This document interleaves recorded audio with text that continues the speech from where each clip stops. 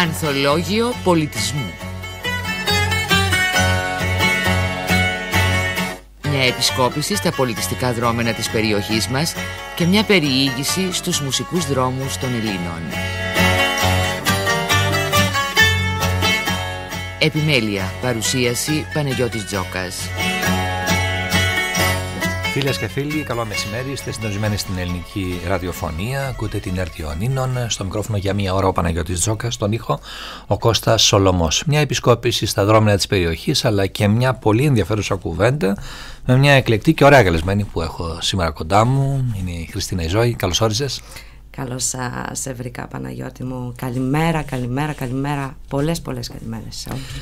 Έτσι να αισθάνομαι και λίγο το στούντιο εδώ, μέσω της εκπομπής, με μια ωραία παρουσία και με όμορφη κουβεντούλα που θα κάνουμε. Έτσι. Και με καλή μουσική βεβαίως που θα ακούσουμε. Να ξεκινήσουμε με την κουβεντούλα μας. Βεβαίως καλώς όρισες για μια ακόμη φορά. Για πες μας ποια είσαι. Είσαι η Χριστίνα Ιζόη βεβαίως. Ναι. Σε μένα εγώ σε ξέρω, αλλά να σε μάθουν και οι φίλοι ακροατές. Έτσι. Ναι. Είμαι ζωγράφος. Μένω στα Γιάννενα εδώ και πάρα πολλά χρόνια. Προσδιορίζεσαι με αυτό, ναι, το επίθετο ή με αυτή την ιδιότητα, ζωγράφος. Ζωγράφος, βέβαια. Ναι. Αυτή είναι η ιδιότητά μου. Και αυτή φιλοδοξώ, ας πούμε, να την ολοκληρώσω περισσότερο. Και αυτός είναι και ο στόχος, νομίζω, κάθε καλλιτέχνη. Ειδικά άμα είναι ζωγράφος, γιατί επειδή ανέβασα και ένα βιντεάκι τώρα τελευταία που έλεγε ο Νταλή, ας πούμε, ότι η ζωγραφική είναι η ειλικρινεστέρα των τεχνών. Και πραγματικά έτσι θεωρώ. Μάλιστα. Έλκυε στην καταγωγή σου από το Αγρίνιο, ναι, αλλά όμως... Όμως από όταν σπούδασα στα Γιάννενα ιστορία, αρχαιολογία, έμεινα εδώ, έχω πάρα πολλά χρόνια. Η ζωγραφική ήταν πάντα ένα κομμάτι της ζωής μου που δεν το έβγαζα προς τα έξω, γιατί ήταν το δικό μου κομμάτι, έτσι. Δεν ήθελα να το βγάλω για να το διαλύσω, γιατί έτσι θεωρώ ότι γίνεται όταν αρχίζεις και το μοιράζεις δεξιά και αριστερά. Στην πορεία όμως, αφού εξασφαλίστηκε το βιοποριστικό, γιατί είναι πολύ βασικό αυτό για έναν καλλιτέχνη, μπορεί δηλαδή το βιοποριστικό να τον εξαναγκάσει εντός εισαγωγικών να πουληθεί.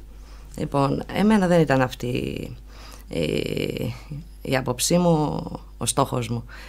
Γι' αυτό και ήθελα να εξασφαλίσω πρώτα το βιοποριστικό και στη συνέχεια να μπορέσω να δουλέψω πραγματικά, αληθινά και ειλικρινά την τέχνη μου. Και πιστεύω ότι είμαι τώρα σε αυτό το σημείο που μπορώ να το κάνω. Μάλιστα. Πόσα χρόνια ασχολείσαι με τη ζωγραφική? Πότε ξεκίνησες? Από πάρα πολύ νωρίς. Έτσι. Και από το δημοτικό ζωγράφιζα και από το γυμνάσιο και ήταν η δική μου ασχολία. Όταν όμως πέρασα στα Γιάννενα, αποφάσισα να παρακολουθήσω ένα εργαστήριο. Πήγα εκεί 4 χρόνια. Επειδή όμως στην πορεία παντρεύτηκα, έκανα παιδιά, δούλευα στο σπίτι μου, έτσι. Γι' αυτό και πολλά από τα έργα μου, έχω πάρα πολλά έργα, έτσι, είναι από παλιά, τα οποία τώρα που είχα τη δυνατότητα επιτέλους να ασχοληθώ πιο οργανωμένα μέσω της εισαγωγής μου στο πλαστικών τεχνών εδώ στα Γιάννενα, είπα ναι, τώρα θα τα τελειοποιήσω και τώρα θα τα ολοκληρώσω, και άρχισα πολύ βέβαια πριν μπω στη σχολή να λαμβάνω μέρος σε εκθέσεις και να πηγαίνω πιο οργανωμένα προς τα έξω. Οι εκθέσεις που έχω κάνει δεν είναι εδώ στα Γιάννενα, γιατί το έβρισκα λίγο δύσκολο, να σας πω την αλήθεια, εδώ να μπω έτσι σε αυτό το χώρο. Οπότε πήγα στην Αθήνα, στη Θεσσαλονίκη, στην Καρδίτσα και στη Χαλκιδική. Εκεί έκανα εκθέσεις, έκανα μια ατομική στη Χαλκιδική, έκανα στην Αθήνα στο Root Art Space, ένα πολύ ωραίο χώρο στο Θησίο, στο CD Art Gallery και σε άλλες ομαδικές, με τον Γιώργο το Σάρδη, με την Αφροδίτη Δρακοπούλου, με την Όλγα τη Χάνουζα. Εκεί γνώρισα και πολλούς άλλους καλλιτέχνες που εντάξει στην Αθήνα είναι καταξιωμένοι, και στην πορεία, ναι, Περισσότερο τώρα είμαι εδώ στα Γιάννη και ασχολούμαι. Θα τα πούμε αυτά. Μια ανωτελεία. Να ξεκινήσω από κάτι που θα δράξω έτσι από την κουβέντα. Διδάσκεται η ζωγραφική? Μεγάλη κουβέντα αυτή. Για να είμαι απολύτως ειλικρινής, εγώ θεωρώ ότι τη ζωγραφική την έχεις μέσα σου. Δεν υπάρχει διδάσκομαι και δεν διδάσκεται. Όμως θα πω το εξής: είναι σαν να θες να κάνεις μία μάχη, γιατί η ζωή είναι μία μάχη, η τέχνη είναι μία μάχη. Οτιδήποτε δηλαδή εσύ προσπαθείς να πετύχεις, έχεις έναν αγώνα μπροστά σου. Δεν μπορείς να πας άοπλος. Επομένως πρέπει να πάρεις τα όπλα σου, τα εφόδια. Το σχέδιο λοιπόν, έτσι, είναι εφόδιο. Αν δεν το έχεις, όσο ταλαντούχος και να είσαι από τη φύση σου, γιατί αυτό υπάρχει, το ταλέντο υπάρχει και το βλέπεις αυτό, ειδικά στα μικρά παιδιά. Υπάρχουν παιδιά που ζωγραφίζουν πάρα πολύ άνετα, γιατί έχει να κάνει με την εικόνα που βλέπουν, πόσο μπορούν να την αναπαραστήσουν. Δηλαδή βλέπει την εικόνα ένα παιδί και αυτό αναπαρίσταται μέσα του. Αυτό τσακ τσακ μπορεί απλά με μία γραμμή να το φτιάξει, να φτιάξει ένα ζώο, ένα πράγμα. Αυτό είναι ταλέντο, δεν το έχουν όλα τα παιδιά. Όμως αν εσύ θες να γίνεις ζωγράφος, δηλαδή που είναι μία βιωμένη έτσι, εμπειρία το να είσαι ζωγράφος, θα πρέπει να περάσει από κάποια βήματα, κάποια κανάλια που είναι το σχέδιο απαραίτητο. Η εναλλαγή των χρωμάτων, πρέπει να μάθεις ποια είναι τα βασικά χρώματα και να μπορείς να συνδυάζεις αρμονικά τις αποχρώσεις. Δηλαδή ένα παιδί μπορεί να χρησιμοποιεί, ή ένας ενήλικας που θέλει να ζωγραφίσει, μπορεί να χρησιμοποιεί, ξέρω εγώ, συγκεκριμένα χρώματα, σκούρα, γιατί είναι η ψυχολογία του τέτοια, μόβ, ξέρω εγώ, μαύρο, έτσι, γκρι. Λοιπόν, αυτός έχει εγκλωβιστεί. Η διδασκαλία επομένως χρειάζεται στο να σου ανοίξει το δρόμο, για να σε αφήσει ελεύθερο, να σου δώσει τα εργαλεία, τα εφόδια, για να μπορέσεις να εκφραστείς. Καταλαβαίνω. Αυτό νομίζω. Μάλιστα. Αυτό νομίζω. Είσαι στο τμήμα πλαστικών. Τώρα, ναι. Πλαστικών τεχνών. Τελειόφοιτοι.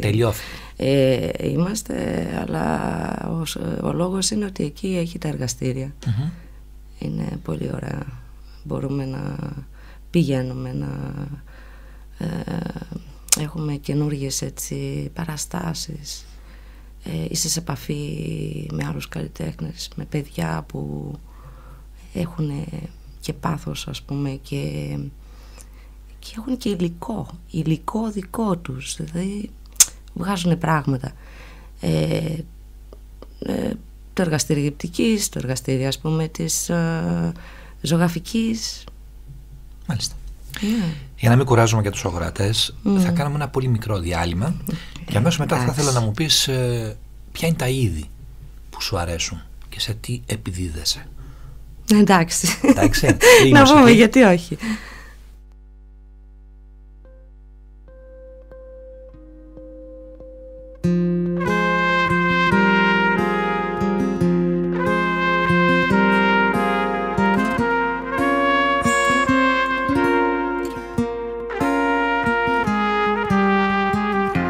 Ρίξα τα λάθη, τα δικά σου λάθη, στο βυθό πήρα μια ανάσα, πήρα μια ανάσα να κρυφτώ. Έκρυψα τα λάθη, έκρυψα τα λάθη σου κι εγώ σε σιρτάρι μέσα, σε σιρτάρι μέσα σκοτεινό. Άιντε να ανοιχτώσει, να ξεκουραστώ.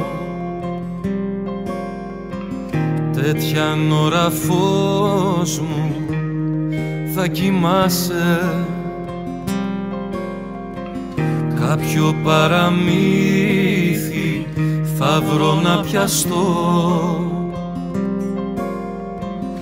Όταν στον όνειρό μου εσύ δε θα σε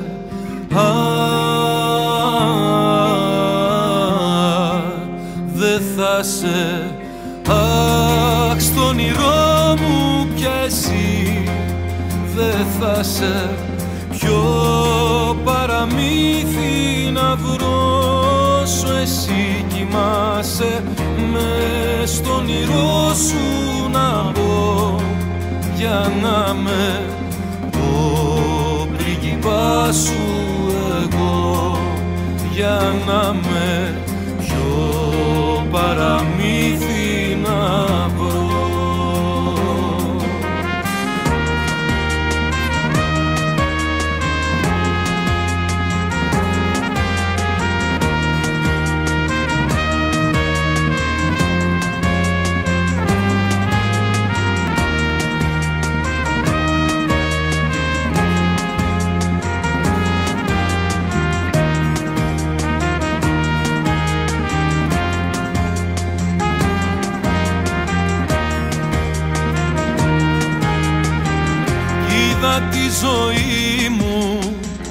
Είδα τη ζωή μου ξαφνικά σε ένα λάθος δρόμο, σε ένα λάθος δρόμο να ξενυχτά. Μου πες μια συγγνώμη, μου πες μια συγγνώμη, σαν παιδί από φόβο, σαν παιδί από φόβο που αιμορραγεί. Άιντε να νυχτώσει, να ξεκουραστώ,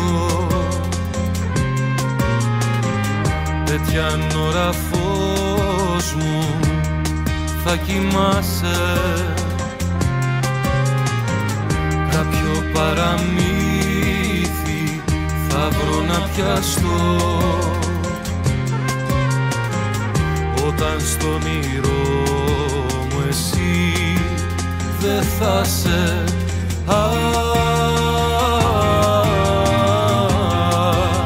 δεν θα σε στον όνειρό μου πια εσύ δεν θα σε ποιο παραμύθι να βρω.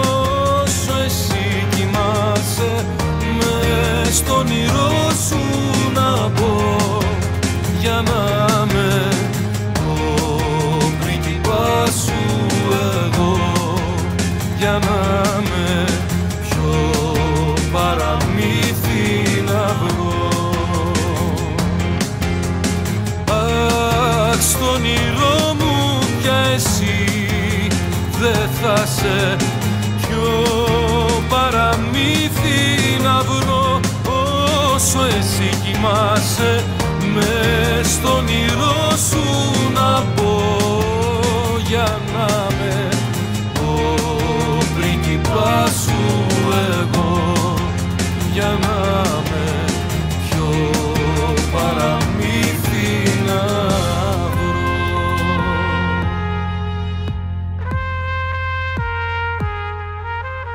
Να επανέλθουμε στην ενδιαφέρουσα συζήτηση που έχουμε, φίλες και φίλοι, με τη Χριστίνα τη Ζώη, τη ζωγράφο, έτσι θέλει να τη λέμε. Έτσι. Ακούτε εσείς πάντα την Ερτ Ιωαννίνων, ο Παναγιώτης Τζόκας είναι ο οικοδεσπότης, Κώστας Σολωμός στον ήχο. Και για πες μου, τι ζωγραφίζεις, ποιο είδος σου αρέσει? Ας πούμε, εμένα μου αρέσει ο ιμπρεσιονισμός.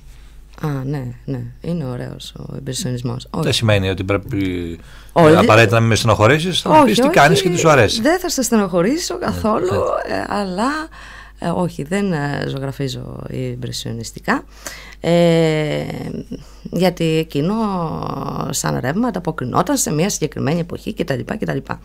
Λοιπόν, τα χρώματά τους είναι ωραία, δεν μπορώ να πω, και όλη αυτή η εικόνα, η θολή που παρουσιάζουν και ταιριάζει και στα Γιάννα. Τα χρώματα μου αρέσουν πιο πολύ. Τα χρώματα, το εντόπισες, ναι, και ταιριάζουν και στα Γιάννα και όλα αυτά, είναι σούπερ. Αλλά όχι, εμένα είναι ένα συνδυασμός, θα έλεγα, γιατί τώρα σήμερα είναι πολλά που κυκλοφορούν. Η δικιά μου η ζωγραφική, έτσι, είναι ένας συνδυασμός, έτσι, εντάξει, μπορεί να μην ακουστεί καλά, αλλά αυτή είναι η λέξη για μένα, κλασικισμού και βάλε και εξπρεσιονισμού, βάλε και φοβισμού μέσα. Δηλαδή θεωρώ, γιατί έχω έντονα χρώματα και έχω και επιθετικά μερικές φορές, ειδικά σε κάποια που τα έχω κάνει έτσι, χωρίς συγκεκριμένο σχήμα και αυτά.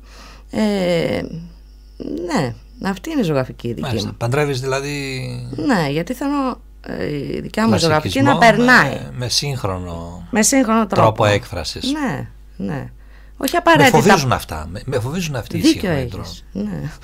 Εντάξει, πρέπει όμως να με τσικλάει ο καλλιτέχνης. Καλά κάνετε. Ναι, κοίταξε, όχι απαραίτητα περιγραφικά. Δεν έχει να κάνει.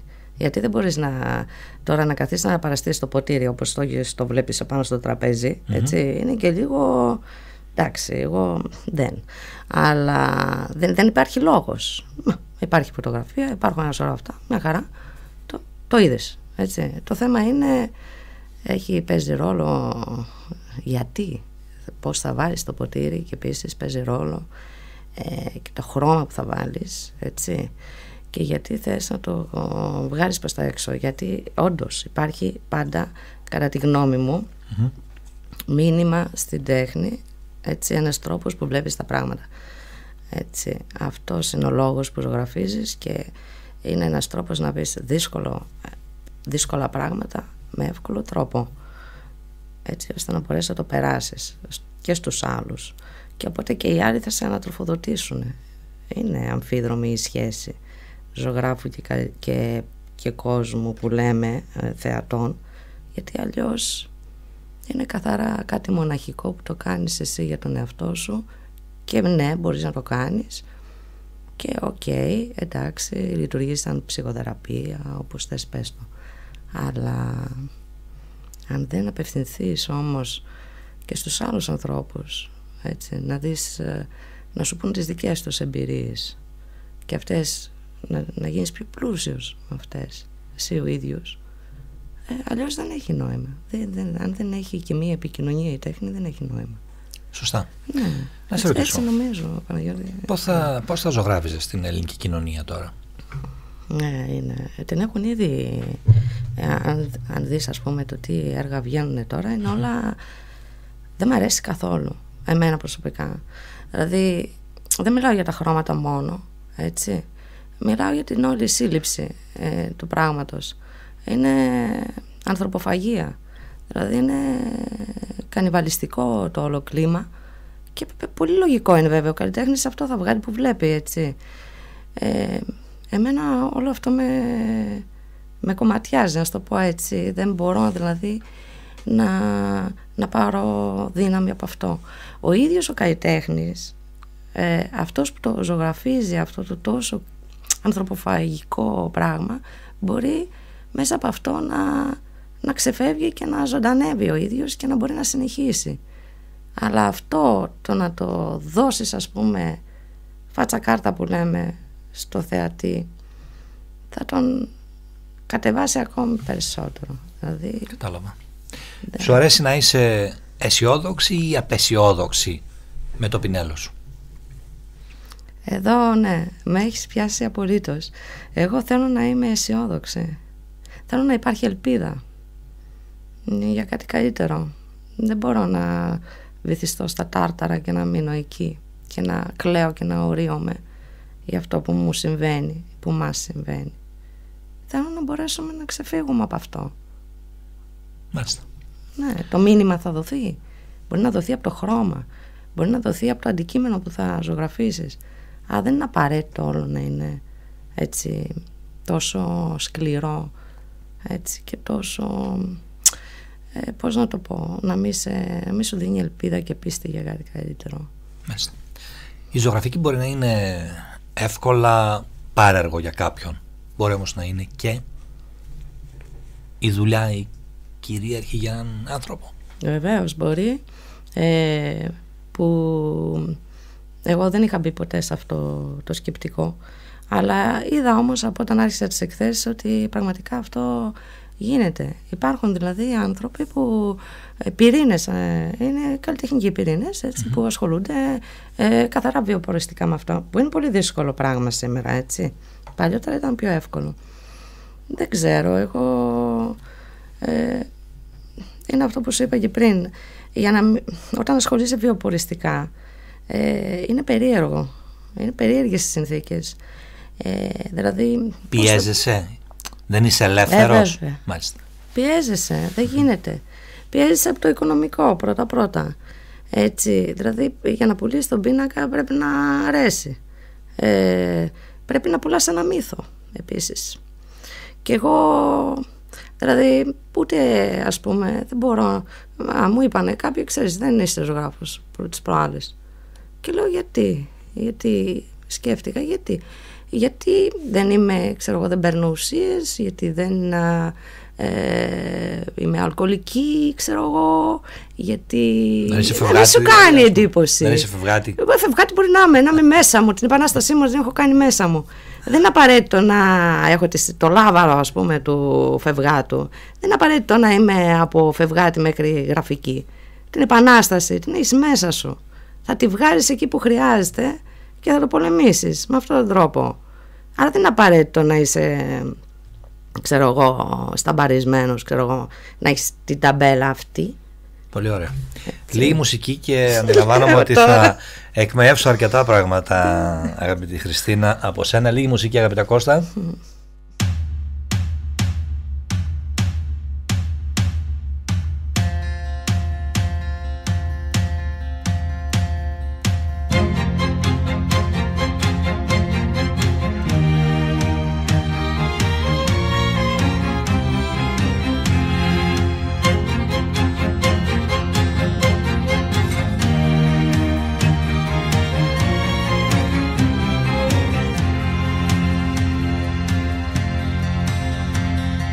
Πάνω στο μπράτσο χάραξε η μέρα μια ευχή για το χώρο που στήσανε στα αστέρια οι Περσίδες.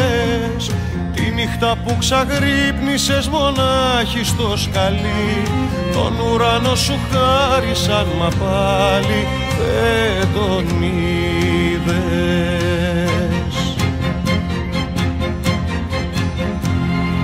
Δεν πέφτουνε χρυσάφι μου τα κάστρα με ευχές, ούτε ξυπνούν τα όνειρα στις μαύρες τις οθόνες.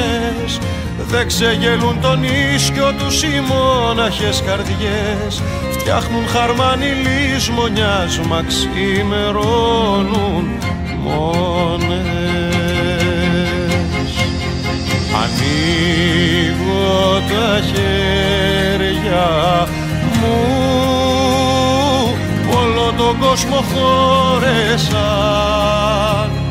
και τώρα πια χωράνε μόνο εσένα.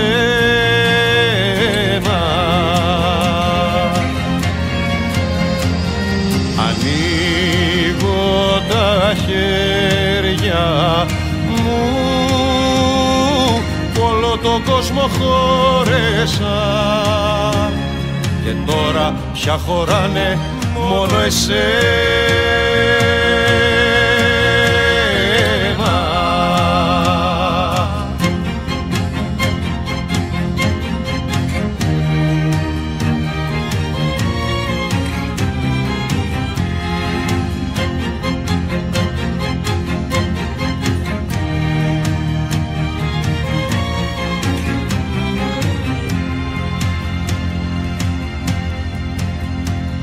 Στο μπράτσο η μέρα χάραξε με πείσμα κι αντοχή, δυο κρίνα φεγγαρόλουστα που φύτρωσαν στην πέτρα.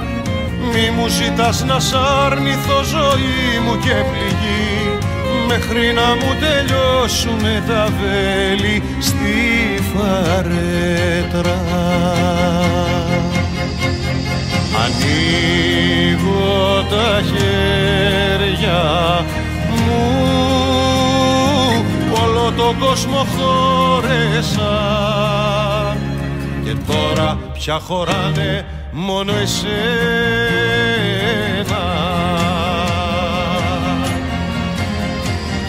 Ανοίγω τα χέρια μου,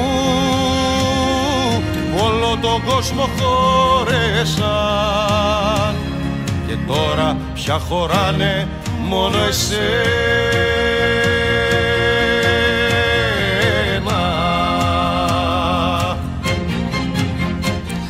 Λοιπόν, για να μην χάσω και τον ήρμο και ξεχαστώ, θέλω να σε ανακρίνω για πολλά πράγματα. Εισαγωγικά στον όρο ανακρίνω. Γιάννενα, εδώ μένεις, εδώ ζεις πλέον, εδώ εργάζεσαι. Γιατί δεν κάνεις εδώ, γιατί δεν έχεις κάνει κάποια έκθεση? Ναι. Σε αποκλείσαμε εμείς, το έχουμε εμείς οι πυρώτες εδώ, δεν είμαστε και, δεν είναι και τα καλύτερά μας, έτσι, να πω. με τον διπλανό, έτσι, να τα λέμε και όλα. Σε αποκλείσαμε. Δεν ξέρω αν με αποκλείσατε, αν αποκλείστηκα, αν δεν διεκδίκησα, έτσι, στο χώρο αυτό κάτι. Σίγουρα είναι πολύ δύσκολο όχι για τα Γιάννα, για κάθε περιφερειακή πόλη. Έτσι, έχει τις δικές της, έτσι, τα δικά της κλειστά όρια και είναι σαν να είμαστε αυτοί που μένουμε στα Γιάννα, σαν να είμαστε ξεχωριστοί ντόπιοι ίσως από αυτούς που έρχονται απ' έξω. Ναι, νομίζω ότι υπάρχουν έτσι κεκτημένα. Σίγουρα είναι πολύ πιο εύκολο, φαντάζομαι, για κάποιον που είναι Γιαννιώτης, βέρος, ντόπιος Γιαννιώτης, έτσι, να έρθει σε επαφή με τον ξαδερφό θείο Μπάρπα, δεν ξέρω εγώ τι ήταν, και που είναι τάχα μου, ξέρω εγώ, κάπου εκεί σε ένα πολιτιστικό κέντρο, κάπου ξέρω εγώ κάτι, ναι, και να πει έχω αυτό, ας πούμε, και ίσως, αλλά να μην το πω και απόλυτα. Σκέφτομαι για τα Γιάννενα και θέλω να κάνω μια έκθεση στην πορεία. Αυτό θα μπω στη διαδικασία και δεν νομίζω ότι θα βρω πόρτες κλειστές, γιατί αν βρω θα ξανάρθω, Παναγιώτη, εδώ κάνω πάρα πολλά παράπονα και θα τον καταγγείλω. Αυτό που δεν νομίζω. Για πες μου για την τέχνη στην Ελλάδα τώρα, στην Ελλάδα της κρίσης. Μοντέρνα τέχνη, τι εννοείς? Την τέχνη γενικώς. Δημιουργεί ο Έλληνας και τα προβλήματά του. Δημιουργεί, ίσα ίσα τώρα είναι και η καταλληλότερη εποχή να δημιουργήσεις. Τώρα και αν θα δημιουργήσει ο Έλληνας, είναι η αθάνατη ελληνική ψυχή όταν είναι δύσκολα τα πράγματα, έτσι, μα τότε πρέπει να σηκώσεις το κεφάλι και να βγάλεις, έτσι, στηρίγματα, έτσι, να μπορέσεις να κρατηθείς, να μην σε πάρει ο κατήφορος. Έχω την αίσθηση ότι εμείς οι Έλληνες, χωρίς να είμαι έτσι αφοριστική, είμαστε λίγο, όσο μας έχεις σε καλές συνθήκες, καλομαθημένοι και αυτά, ναι, μια χαρά περνάμε, εφησυχαζόμαστε, είναι και ο ήλιος λίγο μας βαραίνει, όλα ωραία. Όταν όμως όλο αυτό τον καιρό εγώ νιώθω ότι μαζεύουμε υλικό, και όταν θα έρθει η ώρα, η στιγμή δύσκολη, θα το βγάλουμε, έτσι πιστεύω. Ναι. Να μου δίνεις μια άλλη διάσταση. Ναι. Τώρα στην κρίση θα βγάλουμε τα ωραία. Τα ωραία εννοώ από την άποψη του πολιτισμού, γιατί την οικονομική δεν το συζητώ. Είναι πάρα πολύ δύσκολα τα πράγματα. Καιρός να τραφεί η ψυχή μας πλέον και το πνεύμα μας. Καιρός είναι, έτσι, γιατί το οικονομικό δύσκολο. Μάλιστα. Πολύ δύσκολο. Καταρρίπτεις βλέπω και αρκετά πράγματα που έχουν κατασταλάξει. Κοίταξε. Η αναγέννηση. Ήρθε, οι τέχνες αναπτύχθηκαν εκεί στην αναγέννηση, όταν είχαμε και την σχετική ευμάρεια, την οικονομική ευμάρεια. Ναι, ποιοι κάνανε όμως τέχνη?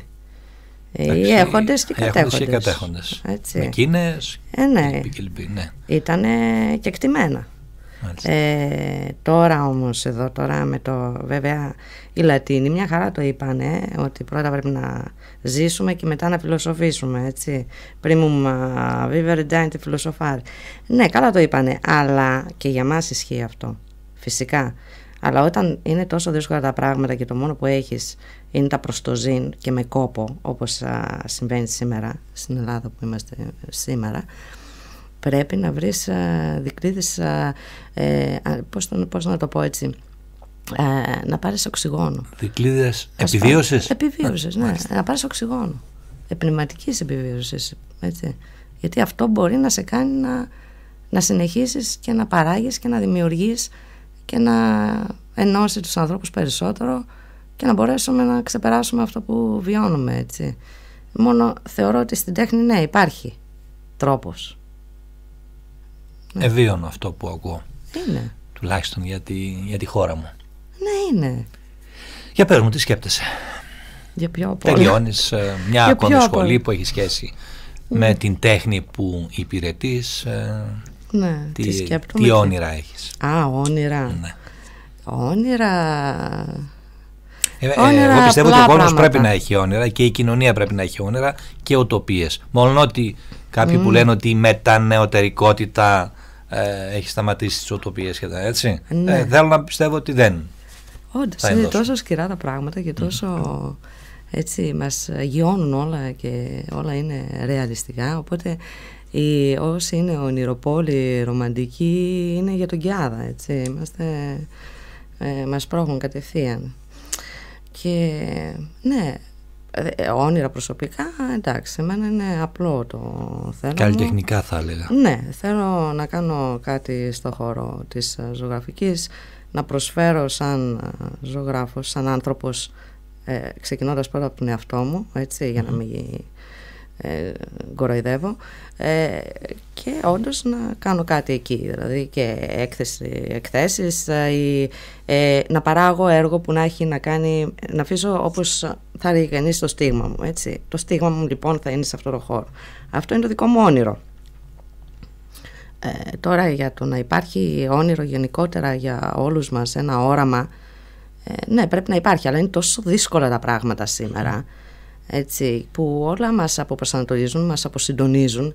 Δεν μπορούμε δηλαδή, πώς να το πω, να εστιάσουμε στα ωραία πράγματα που μπορεί και να είχαμε όλοι μας, έτσι. Μπορεί να έχουμε μια ωραία οικογένεια, μπορεί να έχουμε την υγεία μας, μπορεί να έχουμε, ξέρω εγώ, τη δουλειά μας που έχει καταντήσει ανέκδοτο.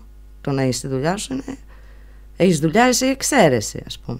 Μα δεν είναι προνόμιο η εργασία. Η εργασία είναι δικαίωμα στη ζωή. Ακριβώς, Παναγιώτη μου.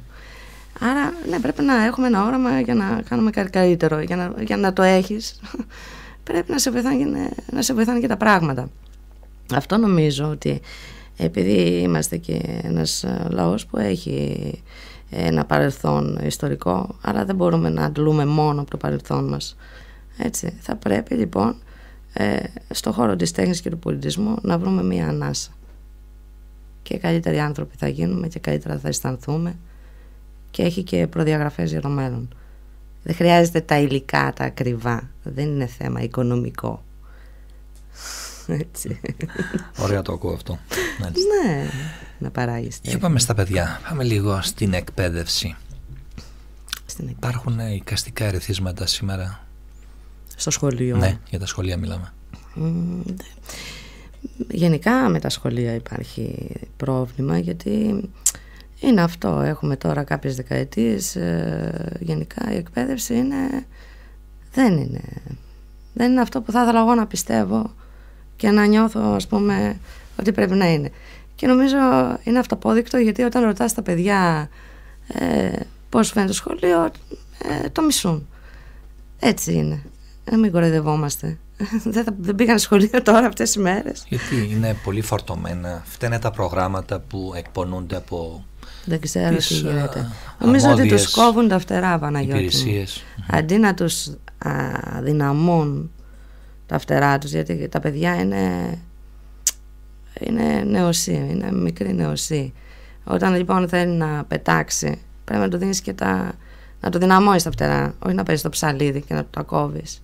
Γιατί αυτό ισχύει για μένα, έτσι. Δεν λέω ότι σε όλα τα παιδιά γίνεται αυτό το πράγμα, γιατί ανάλογα με τις αντοχές, τις δυνάμεις τους, αλλά τι έχει καταντήσει η εκπαίδευση? Φροντιστήρια, ωράριο. Είναι αυτό που λέμε, δεν υπάρχει πιο σκληρά εργαζόμενος από το μέσο μαθητή. Μάλιστα. Πραγματικά. Ένα παιδί όμως, και δεν θα πω στη λογική, είχαμε παλιά τις σαλάνες και πηγαίναμε και παίζαμε. Όχι, δεν θα μπω σε αυτό. Άστο αυτό. Ένα παιδί, ειδικά σήμερα με τόσα τεχνολογικά επιτεύγματα που έχουμε, και δεν λέω να τα χρησιμοποιήσει στο σχολείο, μπορεί να μην μπορούν κιόλας οι άνθρωποι και να είναι ακριβά και να μην μπορούν. Αλλά ένας δάσκαλος σε ένα σχολείο είναι ιδιαίτερος άνθρωπος. Πρέπει να έχει όρεξη, να έχει διάθεση, να έχει... Και αυτό, καταλαβαίνω πόσο δύσκολο είναι για αυτόν, αλλά πρέπει όμως, αυτό είναι λειτουργήμα, δεν είναι δουλειά. Τι να κάνουμε, έγινε δουλειά και αυτό. Δουλειά όμως και για τους μαθητές. Μάλιστα. Πολλή δουλειά.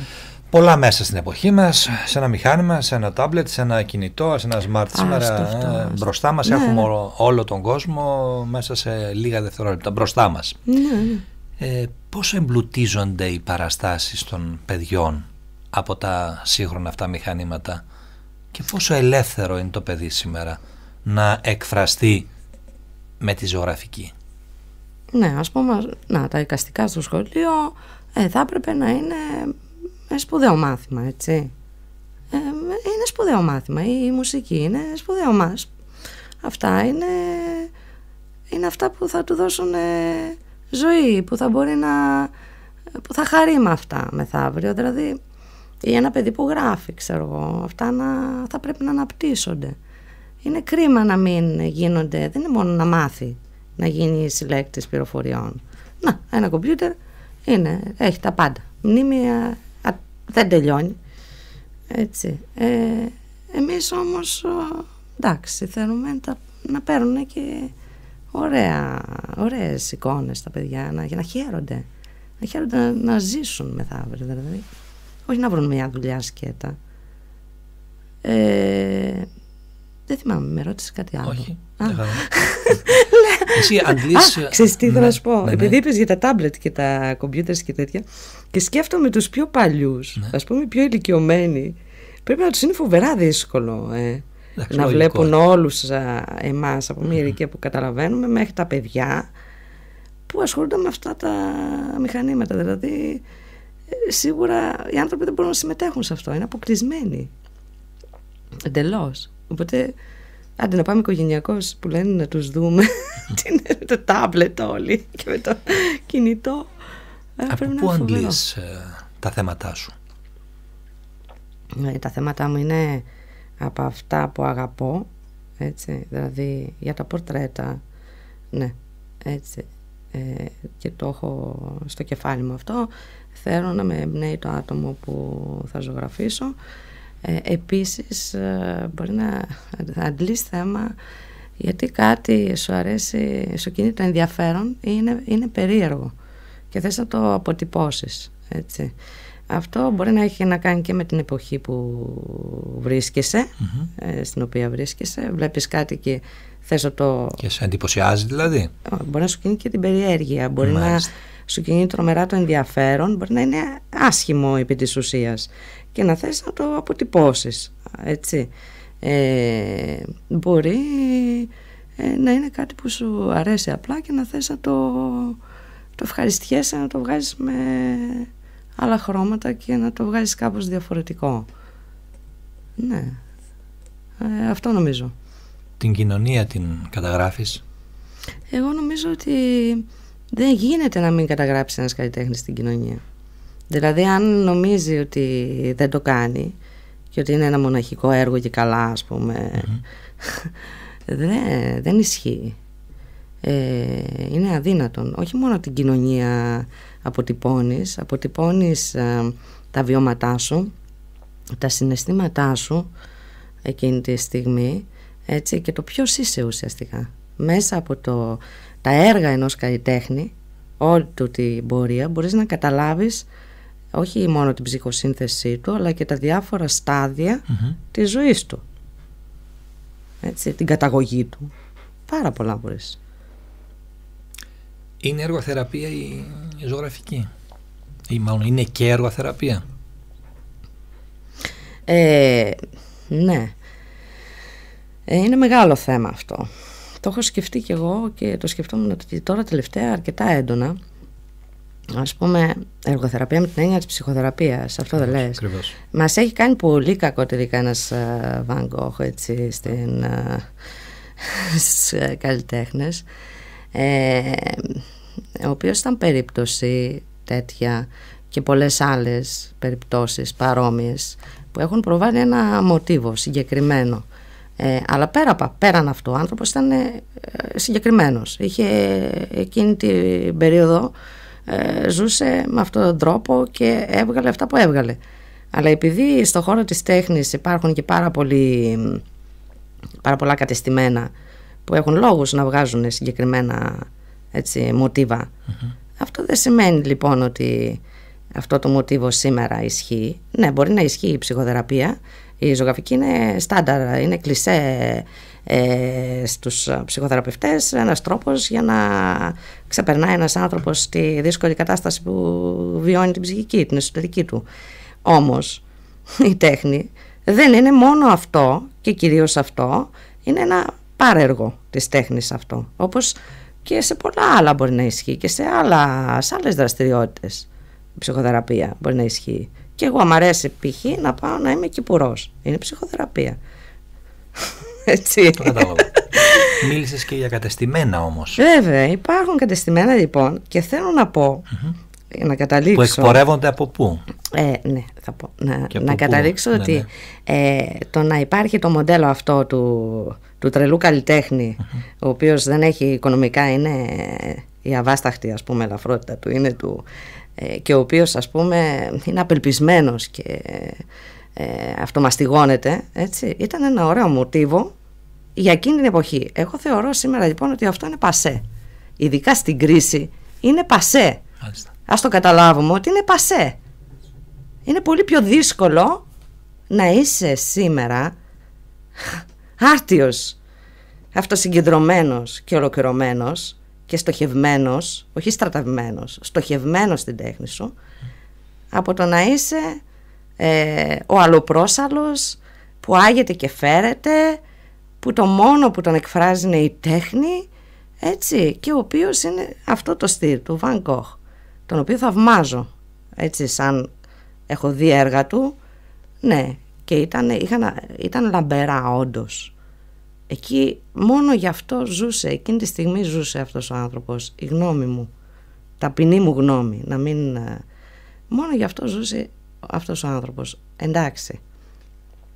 Δεν είχε όμως άλλες σταθερές ή οτιδήποτε. Δεν είναι λοιπόν έτσι. Εγώ θεωρώ ότι ειδικά στην εποχή που βιώνουμε σήμερα, σε μια εποχή κρίσης, το να είμαστε έτσι είναι το πιο συνηθισμένο. Το πιο δύσκολο είναι να είμαστε συγκεντρωμένοι. Μάλιστα. Τα κατεστημένα, από πού τα κατεστημένα ξεκινάνε, πώς γίνονται? Μιλάω για τα κατεστημένα που προβάλλουν συγκεκριμένα πρότυπα. Δηλαδή, στη μουσική βιομηχανία ξέρουμε όπου εκπορεύονται λίγο πολύ. Στην τέχνη, τη δικιά σας? Στην τέχνη τη δικιά μας, να σας πω την αλήθεια, σήμερα δεν είμαι και τόσο ενήμερη, έτσι.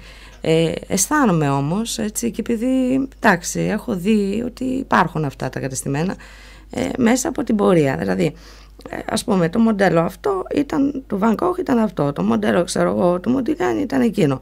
Έτσι, αυτοί οι άνθρωποι, αυτούς βολεύανε. Έτσι. Τους βόλευε λοιπόν να παρουσιαστεί αυτό το μοντέλο, γιατί ήταν extreme.